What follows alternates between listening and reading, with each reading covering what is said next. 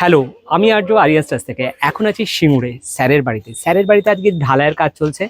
এখানে এটা দাঁড়িয়ে আছি, এটা কিন্তু একটা ওপেন টেরাস হবে। এই সব পোর্শনটা ভেঙে যাবে। এখানে সুন্দর করে একটা গ্লাস রেলিং হবে আর ওপেন টেরাস থাকবে, যেখানে বসে সুন্দরভাবে চা অথবা কফি খাওয়া যাবে। এরপর দেখাচ্ছি তোমাদের বাকি জায়গাগুলো আমাদের কেমনভাবে সেজে উঠছে।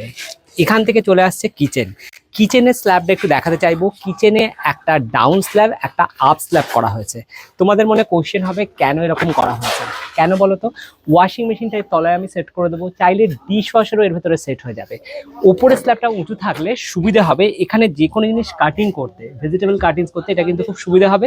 এবং যখন এখানে আমার সিঙ্ক থাকছে, সিঙ্কে যখন আমি ধুচ্ছি কোনো জিনিস, আমার গায়ে কিন্তু কোনো জলের ছিটে আসবে না। এখানে আমরা ওভেনটাকে রাখছি। যখন একটা আমরা ওভেন এখানে রাখছি, ওভেনটা তার উপরে যখন জিনিস রেখে আমরা রান্না করব, সেই জন্য এই স্ল্যাবটাকে কিন্তু একটু নিচু রাখা হয়েছে। তোমাদের মনে কোশ্চেন হতে পারে, আমরা যখন রান্না করছি এই ওভেনের সামনে কেন আমরা জানলা দিইনি? জানলা না দেওয়ার মেন কারণ হচ্ছে যে এখানে সাইডে আমরা কিন্তু জিনিস রাখার স্পেস করব, থাকবে চিমনি। তো জানলা দিলে কি হয় না, অর্ধেক পোর্শন পুরোটা বন্ধ হয়ে যায়। তো যেহেতু এটা সুন্দর করে আমরা নিজে থেকে ডিজাইন করছি, এই পোর্শনে কোনো রকম আমরা জানলার প্রভিশন রাখিনি। আমরা এখানে দিয়েছি পুরো জিনিস রাখার জায়গা। আর দেখতেই পাচ্ছ কাজ চলছে, একটু তোমরা কনসিডার করো।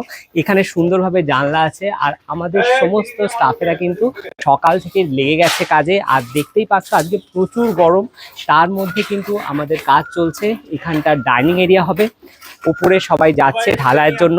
এখানে একটা রুম, এটা একটা বড় স্পেসিয়াস রুম।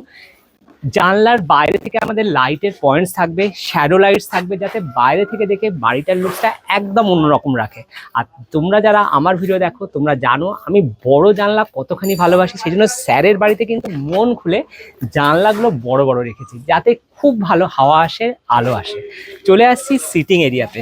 এই হচ্ছে সিটিং এরিয়া। সিটিং এরিয়াতে সুন্দর একটা সোফা থাকবে, সামনে টিভি ইউনিট হবে।